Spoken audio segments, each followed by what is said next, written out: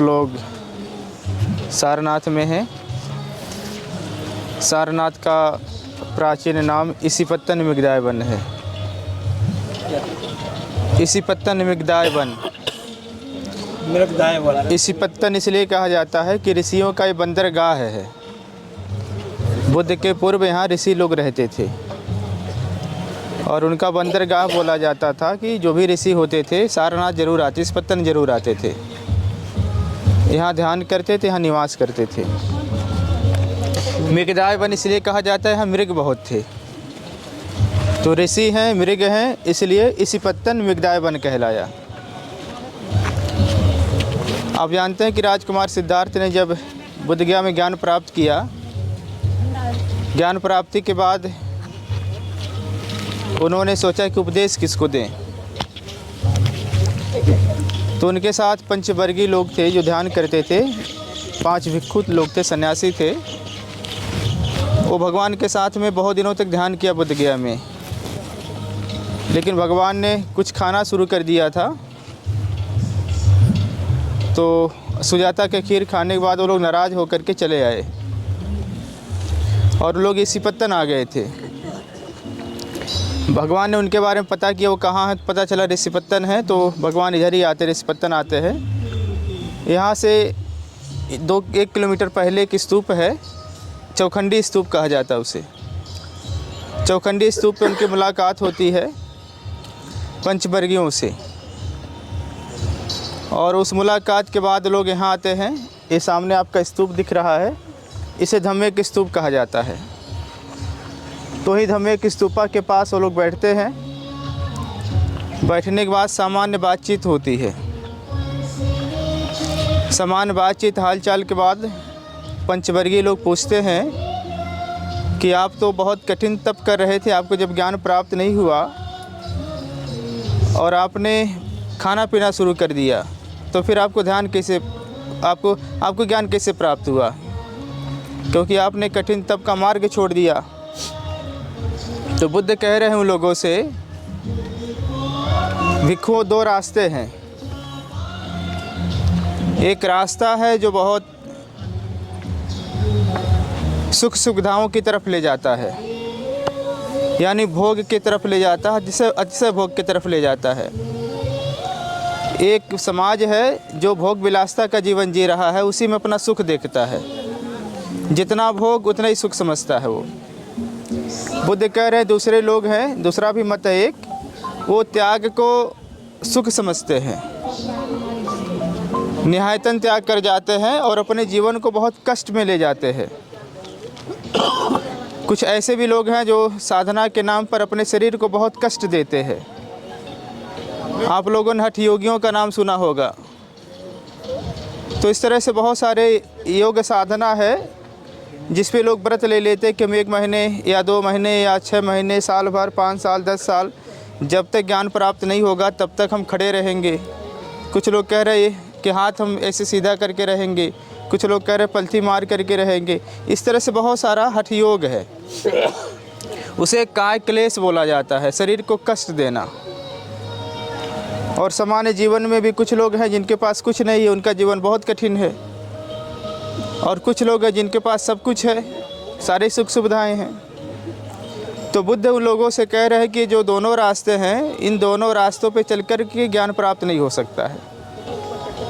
वह व्यक्ति जो बहुत अभाव में है, बहुत अपने शरीर को कष्ट दे रहा है, बुद्ध कह रहे हैं वो ज्ञान प्राप्त नहीं कर सकता। कह रहे वो भी व्यक्ति ज्ञान प्राप्त नहीं कर सकता जो बहुत भोग विलासता का जीवन जी रहा है, जो बहुत भोग विलासी है, कह रहे वो भी ज्ञान से वंचित रहेगा, ज्ञान प्राप्त नहीं कर पाएगा। बुद्ध कह रहे इसके अतिरिक्त जो मध्यम मार्ग का जीवन जी रहे हैं, जिनका जीवन कष्ट में भी नहीं है, जिनका जीवन बहुत भोग विलासता में नहीं है, बुद्ध कह रहे वही ज्ञान प्राप्त करेंगे। और सामान्य जीवन में भी आप देखिए तो जो बहुत अभाव में है वो सुखी नहीं है, उसको ज्ञान नहीं प्राप्त हो रहा है। जो बहुत भोग विलासता में है वो खाओ पियो मौज करो वाली जीवन जी रहा है, उसका वो थ्योरी बनी हुई है तो भी ज्ञान प्राप्त नहीं कर पा रहा है। तो बुद्ध है उनको बोलते हैं मध्यम मार्ग का यहाँ उपदेश देते हैं। उस मध्यम मार्ग में 4 आर्य सत्य है। बुद्ध कह रहे हैं कि इस जीवन में दुख है, हर व्यक्ति दुख है, हर व्यक्ति का अपना व्यक्तिगत दुख है।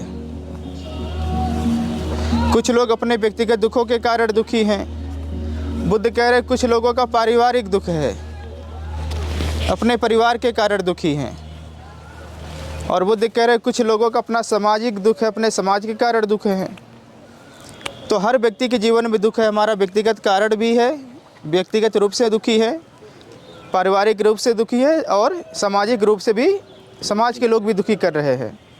तो यहाँ जितने लोग हैं कोई नहीं कह सकता कि हम दुखी नहीं हैं। हो सकता है कि आप अपने व्यक्तिगत कारणों से दुखी हों, हो सकता है कि आप अपने पारिवारिक कारणों से दुखी हों, या हो सकता है कि जो आपका आसपास का समाज है, आपका जो पड़ोस है, जो आपके नाते रिश्तेदार हैं, आप उनके कारण दुखी हों।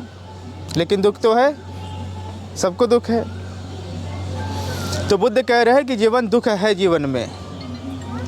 और बुद्ध कह रहे हैं अगर जीवन में दुख है तो दुख के कारण भी है। तो दुख के बहुत सारे कारण बुद्ध ने बताए हैं कि दुख के कारण हैं, लेकिन प्रमुख रूप से जो कारण बताया बुद्ध ने, लालच को दुख का कारण बताया है, तृष्णा को दुख का कारण बताया है। बुद्ध ने कहा कि जो प्रमुख रूप का कारण है दुख का वो है लालच। और ये लालच ऐसी है कि वो जितना भी आप पूरा कर जाते हो कभी पूरा नहीं होता है। बुद्ध ने राजाओं की उपमा दिया है, कहा कि राजा होता है वह अपने राज का विस्तार करते करते समुद्र के इस पार का सारा राज्य जीत लेता है, लेकिन उसकी तृष्णा नहीं खत्म होती है, समुद्र के उस पार भी जीतना चाहता है। तो ऐसे व्यक्ति के जीवन में है, एक सुविधा पूरी होती है, दूसरी सुविधा आ जाती है, एक अभाव खत्म होता है, दूसरा अभाव आ जाता है, जीवन ऐसे चलता रहता है। तो बुद्ध कह रहे हैं कि ये संसार तृष्णा के पीछे दौड़ रहा है। तो बुद्ध तृष्णा को दुख का कारण बता रहे हैं। फिर बुद्ध कह रहे हैं दुख है, दुख का कारण है। कह रहे उस दुख के कारण को दूर किया जा सकता है। तो दुख के कारण को कैसे दूर किया जा सकता है, उसका परीक्षण किया जा सकता है कि हमारा दुख कहाँ पे है, हम किन कारणों से दुखी हुए हैं, उसका कारण ढूंढा जा सकता है। कारण ढूंढना पड़ेगा। तो कहीं तृष्णा है, कहीं लोभ है, कहीं द्वेष है, कहीं मोह है। केवल तृष्णा ही नहीं है, लोभ भी कहीं, मोह भी दुख का कारण हो जाता है, राग भी दुख का कारण हो जाता है, तीसरा और भी कारण बनते जाते हैं। तो बुद्ध कह रहे हैं कि लास्ट में कह रहे दुख दूर करने का मार्ग है। जो दुख दूर करने का मार्ग है उसी को बुद्ध कह रहे आर्य अष्टांगिक मार्ग है। सम्यक दृष्टि, सम्यक वाचा, जो इस तरह से बुद्ध ने उपदेश दिया अष्ट मार्ग, कहा इस पे चल करके अपने दुखों को दूर किया जा सकता है, दुख को समाप्त किया जा सकता है। भगवान बुद्ध के 4 आर्य सत्यों के आधार पर मेडिकल का जन्म होता है। इस देश का जो पूरे दुनिया का मेडिकल साइंस है ना, वो भगवान बुद्ध के 4 आर्य सत्यों पर आधारित है। मेडिकल में क्या है, मेडिकल में जब आदमी बीमार हो जाता है तो रोग उत्पन्न होता है ना, शरीर में रोग हुआ तो दुख हुआ। तो जब डॉक्टर के पास जाता है तो डॉक्टर क्या करता है, उसकी जांच कराता है, दुख का कारण ढूंढता है।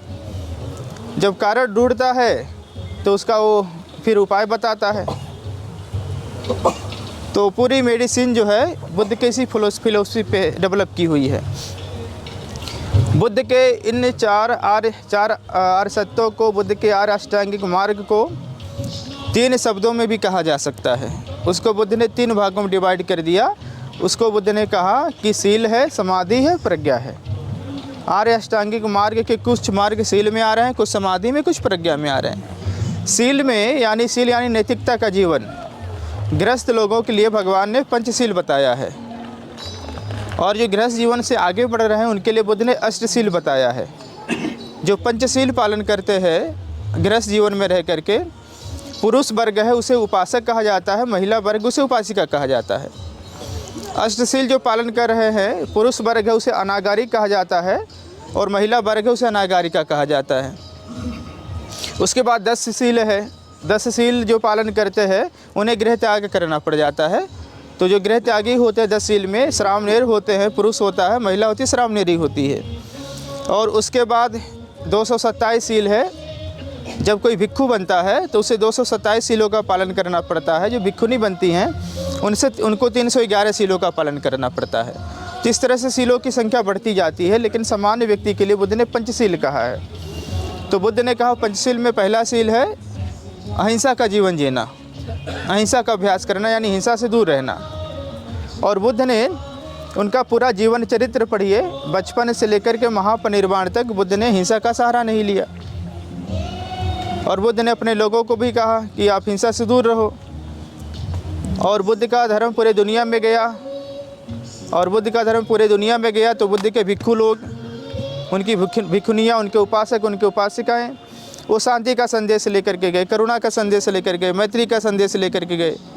बुद्ध धर्म ने अपने विस्तार के लिए कहीं भी खून का एक बूंद नहीं गिराया है। बुद्ध धर्म का उसका एक बहुत बड़ा पक्ष है ये। तो बुद्ध कह रहे हैं कि पहला शील कह रहे हैं कि वो है अहिंसा का पालन करना। और कोई भी व्यक्ति जिसके जीवन में हिंसा होती है वो अच्छा व्यक्ति नहीं होता है। जो भी जिस व्यक्ति के भी जीवन में है, चाहे वो महिला हो या पुरुष, जिसके जीवन में हिंसा है वह अच्छे लोग नहीं माने जा सकते हैं।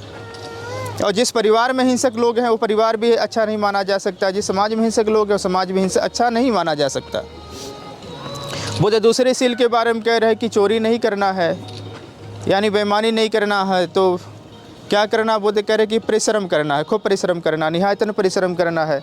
और निहायतन परिश्रम करके संपत्ति का अर्जन करना है, खूब परिश्रम करके खूब संपत्ति कमाना है।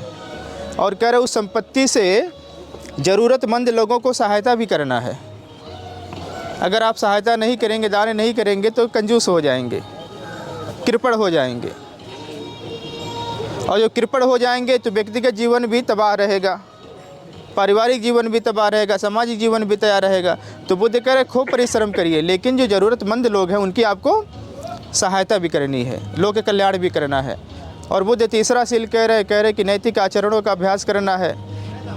अगर गृहस्थ जीवन में नहीं आए हैं, अविवाहित है तो ब्रह्मचर्य का पालन करना है। और अगर विवाहित है तो पति और पत्नी के प्रति आपस में विश्वास होना चाहिए, एक दूसरे का सम्मान करे, एक दूसरे के अलावा वो अनैतिक आचरण न करे। तो बुद्ध चौथा शील बता रहे हैं, कह रहे हैं कि व्यक्ति को चारित्रिक रूप से भी ईमानदार होने की ज़रूरत है और नैतिक और न्यायिक रूप से भी ईमानदार होने की ज़रूरत है, यानी व्यक्ति झूठ न बोले। बुद्ध कह रहे कि व्यक्ति को सच बोलना है। और आज देखा जाए तो पारिवारिक जीवन में हर व्यक्ति का जो नैतिक चरित्र है वो संकट में है। आज गृहस्थ जीवन में पत्नियां अपने पतियों पर विश्वास नहीं करती हैं कि मेरा पति सच बोल रहा है, और बहुत सारे पतियों को अपने पत्नियों को विश्वास नहीं कि मेरा पत्नी सच बोल रही है। माता पिता को बच्चों पे विश्वास नहीं है, बच्चों को भी माता पिता पे विश्वास नहीं है। और ये समाज पे विश्वास नहीं लोगों का कि कौन किसने सच बोला कि झूठ बोला है। हमारे देश का जो न्यायपालिका है वो मतलब घेरे में है। वहाँ भी हमारे जो न्यायिक चरित्र वाले लोग हैं, जिनको मतलब पूरा सिस्टम है, उनको अच्छा खासा पैसा मिल रहा है, उनकी नौकरी है, उनका प्रोटोकॉल है कि वो सच बोलेंगे। तो क्या हमारी न्यायिक व्यवस्थाएं सच बोल रही हैं? क्या हमारे वकील सच बोल रहे हैं? हमारे जज सच बोल रहे हैं क्या? तो बहुत बड़ा संकट है न्यायिक चरित्र का। और बुद्ध कह रहे हैं जिस व्यक्ति के पास सच को सच कहने की ताकत नहीं है, जिस व्यक्ति को झूठ कहने की ताकत नहीं, उस व्यक्ति किस काम का है? आप सोचो, अगर आपके पास सच को सच कहने की ताकत नहीं है फिर क्या है आपके पास? आपको झूठ कहने की ताकत नहीं, फिर क्या है आपके पास? तो बुद्ध कह रहे हैं कि व्यक्ति को न्यायिक रूप से भी चरित्रवान होना चाहिए, उसका अपना न्यायिक चरित्र होना चाहिए। अगर सच है तो सच कहे, झूठ है तो झूठ कहे। अब बुद्ध पांचवा शील बता रहे हैं, कह रहे जो सबसे ज़्यादा प्रमुख रूप से जिम्मेदार है दुख का, वो कह रहे हैं मादक पदार्थों का सेवन। जितने मादक पदार्थ हैं वही दुख के कारण हो जाते हैं। तो बुद्ध कह रहे कि शील हैं, पंचशील हैं। तो पंचशील जो पालन करता है, जो अहिंसा का पालन करता है, जो चोरी नहीं करता, जो व्यभिचार नहीं करता, जो झूठ नहीं बोलता, मादक पदार्थों का सेवन नहीं करता, बुद्ध कह रहे उसका मन जो है शांत रहता है, उसका मन एकाग्र रहता है, उसका मन प्रसन्न रहता है। तो जिसका मन शांत है, प्रसन्न है, एकाग्र है, उसी की समाधि लग जाती है, उसी को ध्यान प्राप्त होने लगता है, उसी की एकाग्रता बढ़ जाती है। बुद्ध कह रहे जिसकी एकाग्रता बढ़ जाती है उसी को ज्ञान प्राप्त होता है, वही ज्ञान प्राप्त करता है। बुद्ध कह रहे जो शील पालन नहीं करता है उसकी कभी समाधि नहीं लग सकती है, और जिस व्यक्ति की समाधि नहीं लग सकती है बुद्ध कह रहे उस व्यक्ति को कभी ज्ञान प्राप्त नहीं हो सकता है। आप ऐसे देखिए कि आजकल होता है ना कि हम बहुत जल्दी भूल जा रहे हैं, हम पढ़ रहे हैं भूल जा रहे हैं। एक पेज उठा कर पढ़ रहे हैं, एक पैराग्राफ पढ़े, दूसरा पैराग्राफ शुरू किए, पहला पैराग्राफ भूल गए तुरंत, 2 मिनट पहले जो आपने पढ़ा सब भूल गए। कई बार हो रहा कि जो हम सुन रहे हैं भूल जा रहे हैं, जो हम देख रहे हैं भूल जा रहे हैं। ऐसे भी कई बार होता है कि व्यक्ति हमारे सामने आया, ऐसा कहते हैं कि ऐसा लग रहा मैंने आपको कहीं देखा है, तो ये संकट है। ठीक है, वही मतलब वही आना है, या जो पीछे तो जो वहाँ से मुड़े थे मोड़ पे। शील पालन नहीं कर सकता है, उसका ध्यान नहीं लगता है, और जिसका मन एकाग्र नहीं होता, जिसका मन शांत नहीं होता, जिसका मन प्रसन्न नहीं होता, उसको ज्ञान नहीं प्राप्त हो जाता। तो आज जो है बड़े बड़े स्कूलों में हमारे बच्चे जा रहे हैं। ठीक है, ठीक है, और बहुत बड़ी बड़ी फीस दे रहे हैं। उसके बावजूद क्या गारंटी है कि हमारा बच्चा, आपका बच्चा सफल हो रहा है क्या? लगेगा अभी। तो महत्वपूर्ण ये नहीं है कि आप उसको कैसे कितना उसके लिए धन खर्च कर दें, उसको आप कितनी सुविधाएं दे दें। महत्वपूर्ण ये है कि आपका बच्चा शील पालन कर रहा है कि नहीं कर रहा है, आपके परिवार में शील पालन है कि नहीं है। यदि आपके परिवार में शील है तो समाधि लगेगी, समाधि है तो प्रज्ञा उत्पन्न होगी। प्रज्ञा यानी दुख का कारण पता चलेगा। अगर आपके पास प्रज्ञावान है, प्रज्ञा है, ज्ञान है, तो आपको अपना व्यक्तिगत दुख पता चल जाएगा कि क्यों उत्पन्न हुआ। आपको अपने पारिवारिक दुख का पता चल जाएगा, आपके सामाजिक दुख का पता चल जाएगा। जब आपको पता चल जाएगा तो आप उसका निराकरण भी कर लेंगे। अगर आपके पास प्रज्ञा नहीं है तो आप 10 लोगों से बात करेंगी, देखो ऐसा हुआ है, ऐसा हुआ है, 10 लोग जगह और बात आगे बढ़ती जाएगी, और कई लोग इतने राय आपको देते जाएंगे, आप उलझ जाएंगे। तो प्रज्ञा न होने की वजह से उलझ जाते हैं ना, जीवन और मुश्किल हो जाता है। तो प्रज्ञा बहुत महत्वपूर्ण है। तो 4 आर्य सत्यों को, आर्य अष्टांगिक मार्ग को बुद्ध ने शील समाधि प्रज्ञा कहा। तो जो ये उपदेश है भगवान ने यहाँ जो उपदेश दिया उसे धम्मचक्र प्रवर्तन सूत्र कहा जाता है, और ये भगवान का आवास है। भगवान इसी आवास में रहते थे, और उसके पीछे एक और स्तूपा है, छोटा सा, वो टूटा हुआ है, दिख रहा है, उसे धम्मराजी की स्तूप कहते हैं।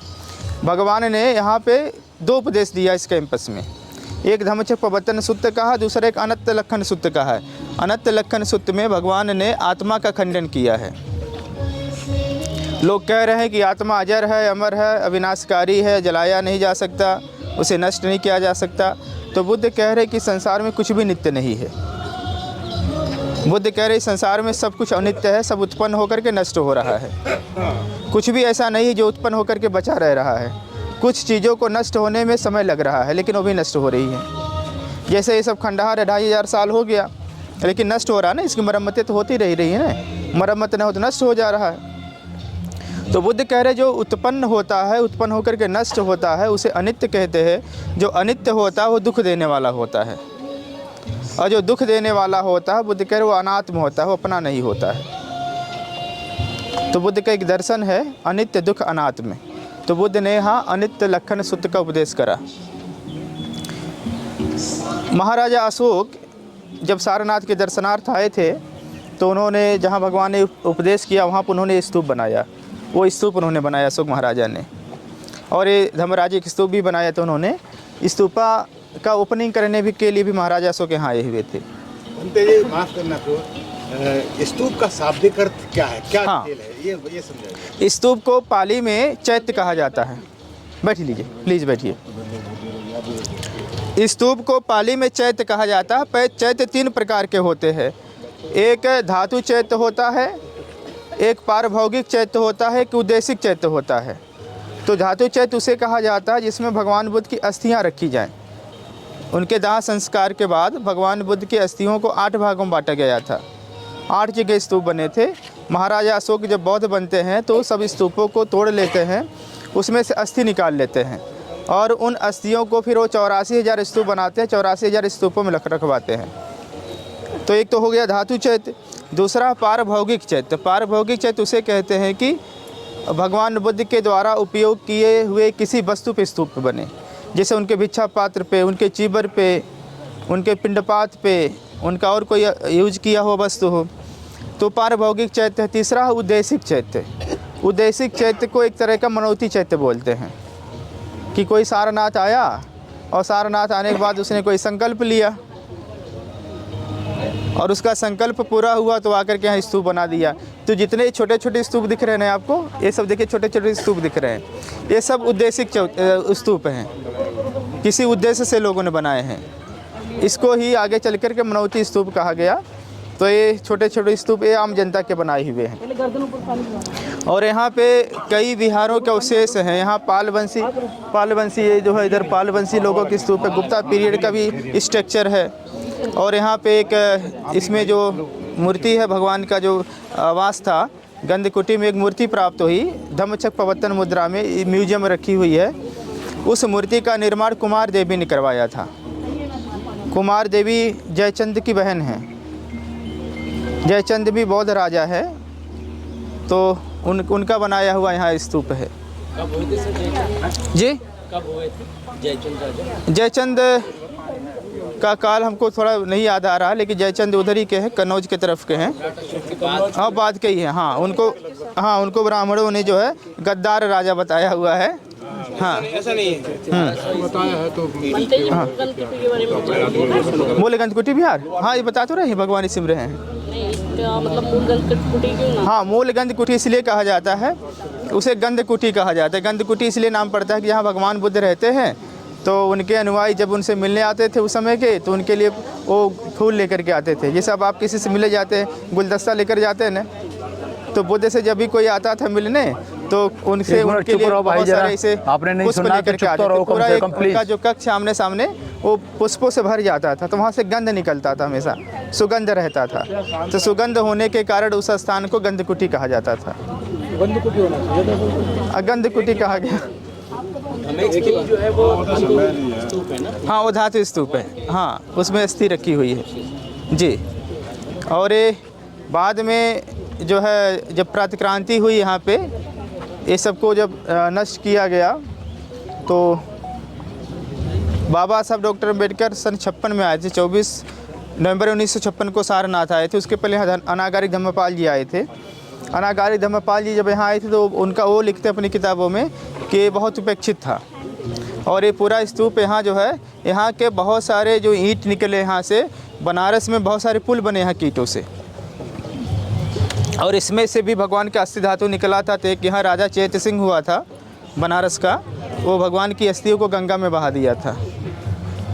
और यहाँ बहुत सारे इमारतें, यहाँ पे बड़ी बड़ी इमारतें यहाँ के स्तूपों के ईंटों से बनी हैं।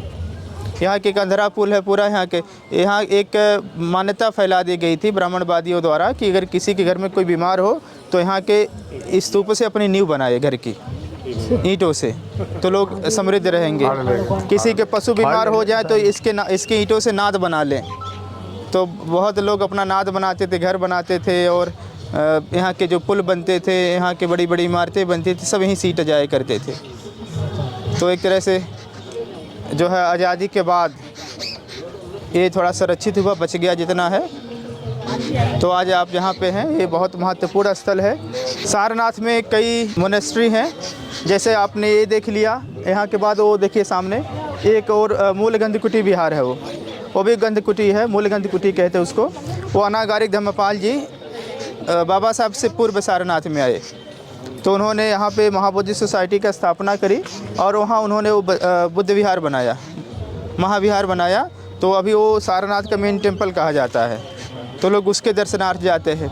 ये बगल में एक थाई बुद्ध विहार है, थाई बुद्ध विहार लोग देखने जाते हैं। वहाँ भगवान बुद्ध की 80 फीट की मूर्ति है, और वहाँ सामने म्यूजियम है, म्यूजियम देखने जाते हैं। तो सब्सक्राइब करें और घंटी का बटन बिल्कुल भी दबाना ना भूलें, ताकि सभी लेटेस्ट खबरें पहुंच सकें आप पे सबसे पहले।